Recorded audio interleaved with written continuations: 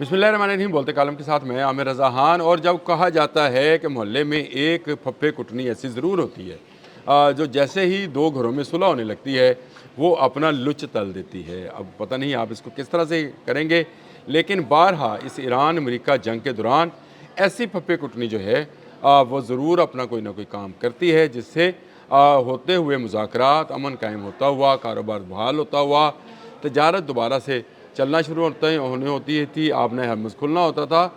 उस दौरान ये फप्पे कुटनी जो है अपना लुच तलती है। अब देख लें, मैंने इससे पहले जो व्लॉग था उसमें कहा था कि आने वाले व्लॉग में आपको बताऊंगा कि कौन सा मुल्क है जो ये अमन नहीं चाहता है और क्यों।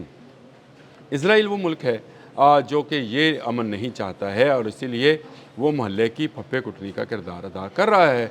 और वो बड़े क्या उसको कहते हैं, डिटर्मन तरीके से, यानी वो बहुत ही मज़बूत असाब के साथ ये काम कर रहा है। एक तरफ अमेरिका कहता है कि मुज़ाकरात के बिल्कुल करीब पहुंच चुके, जिनेवा में मुज़ाकरात होंगे। ईरान की तरफ से भी ऐसी खुशखबरियाँ सामने आ रही हैं। तो दूसरी तरफ लेबनान पर हमलों को तेज़ कर दिया गया है। लेबनान में जनूबी लेबनान में मज़ीद 3 देहात को खाली करने का कह दिया है IDF ने, इसराइली डिफेंस फोर्सेस ने। और उन्होंने कहा है कि वहाँ से जो लोग लेबनान के रहायशी हैं इनखला करें। ये इसराइल का इलाका है, इस पर इसराइली यानी यहूदी बस्तियाँ जो हैं आबाद की जाएंगी। और इसके साथ ही हिजबुल्लाह ने भी जिसको कहा जाता है ठोक कर जवाब दिया है और उन्होंने रॉकेट्स बरसाए हैं। किस पर? IDF पर। और IDF को पसपा होने पर मजबूर होना पड़ा है। स्टोरीज इस वक्त इंटरनेशनल मीडिया पर हाईलाइट की जा रही है, उभारा जा रहा है, दिखाया जा रहा है कि जंग बंद नहीं हुई है। ईरान पहले कह चुका है कि लेबनान उसका हिस्सा है। दोनों झंडे जो हैं उन्होंने इकट्ठे करके दिखाए थे कि लेबनान पर हमला जो है वो ईरान पर हमला होगा। इसी तरह मैं कहता हूँ कि हिजबुल्लाह जो है पासदरान इनकलाब का ही एक विंग है। ये प्रॉक्सी है जो लेबनान के अंदर काम करती है। उस पर हमला जो है पासदरान ख़ुद पर हमला समझते हैं और अब भी यही होगा। IDF जो है वक्ती तौर पर पसपा हुई है, पीछे हटी है जनूबी लेबनान में, क्योंकि रॉकेट हमलों से हिजबुल्लाह ने उसे ऐसा करने पर मजबूर किया है। लेकिन कब तक?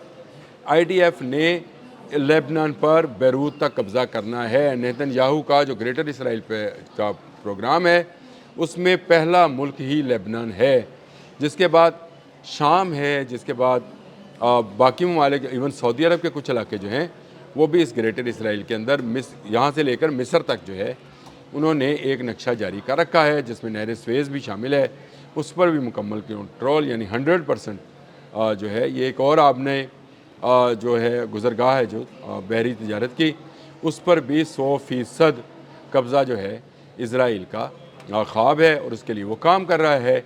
अब लेबनान में जब जंग बढ़ेगी, जैसे कि अब वहाँ पे लड़ाई इस वक्त भी जारी है। अब से कुछ देर पहले की खबर है कि हिजबुल्लाह ने उन पर रॉकेट दागे हैं, IDF को पीछे हटने में मजबूर किया है। IDF ने इससे पहले 3 देहात को खाली करने का जो है अल्टीमेटम दिया था कि ये 3 देहात खाली किए जाएं, जहाँ पर यहूदी बस्तियाँ बनाई जाएंगी। तो जंग तो फिर उस महाज पर जारी है जो बाकर कालीबॉफ ने कहा था कि ये नहीं हो सकता कि आप ईरान के साथ मुज़ाकरात खेलें और लेबनान में जंग करें। लेबनान भी ईरान का ही महाज है। बिल्कुल सही कहा था बाकर कालीबॉफ। अगर देखा जाए तो इस वक्त पासदरान इनकलाब का माउथ पीस है, यानी उनका वो क्या उसको कहा जाएगा, तर्जमान है। और उनकी दी हुई पॉलिसी पर ही पासदरान काम करते हैं। और उनका ये बयान आना कि लेबनान में जंग जारी रहेगी तो अमन नहीं हो सकता, इसराइल इस बात को समझता है और इसीलिए वो अमन मुज़ाकरात को या होने वाली मुतवक्का डील को सबोताज करना चाहता है। और उसके लिए उसके पास बेस्ट वे ये है कि वो लेबनान में जंग को और बढ़ा दे। जंग बढ़ गई है वहाँ पर लेबनान के अंदर, देहात खाली करने के, इलाके खाली करने के जो हैं पम्फलेट जो हैं फेंके गए हैं और कहा गया है कि अल्टीमेटम है अगले आने वाले चंद घंटों में घर खाली कर दिए जाएँ, क्योंकि उसके बाद इनको बुलडोज़ कर दिया जाएगा। बुलडोज़र्स और टैंक्स और बख्तरबंद गाड़ियों के साथ IDF ने पेशकदमी शुरू की थी, हिजबुल्लाह ने मुज़ाहमत की, रॉकेट्स दागे, जिससे ये पेशकदमी ना सिर्फ रुकी बल्कि पीछे को भागना पड़ा।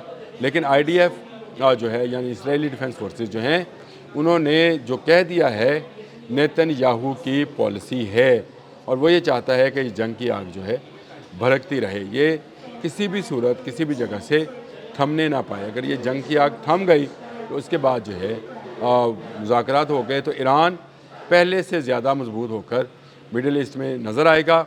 और इसके नज़र आने का मतलब ये है कि मिडिल ईस्ट के अंदर वो जो कब्ज़ा करना चाहता है, वो जो मुत्तहिदा अरब अमारात से का मिस्र तक कब्ज़ा करना चाहता है, जिसको वो अपना इलाका करार देता है, उस पर उसका कब्ज़ा मुमकिन नहीं होगा।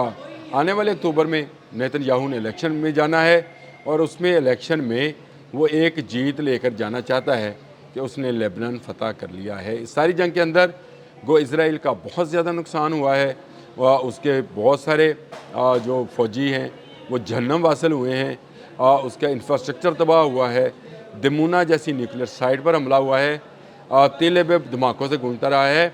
इस सारे को सिर्फ कवर अप एक सूरत में किया जा सकता है कि वो एक फ़तह दिखाए और इस फ़तह की हसूल के लिए वो जंग को जारी रखे हुए है। और जंग के बादल जो हैं ना सिर्फ इस वक्त भी छाए हुए हैं पूरे मिडिल ईस्ट के ऊपर, बल्कि आबने हरमज़ पर भी इसका असर आपको नज़र आएगा। बाब मंदब में भी इजरायली जहाज़ों पर जो है हौसियों ने कह दिया है कि उन पर हमला किया जाएगा अगर उन्होंने तजारत की कोशिश की।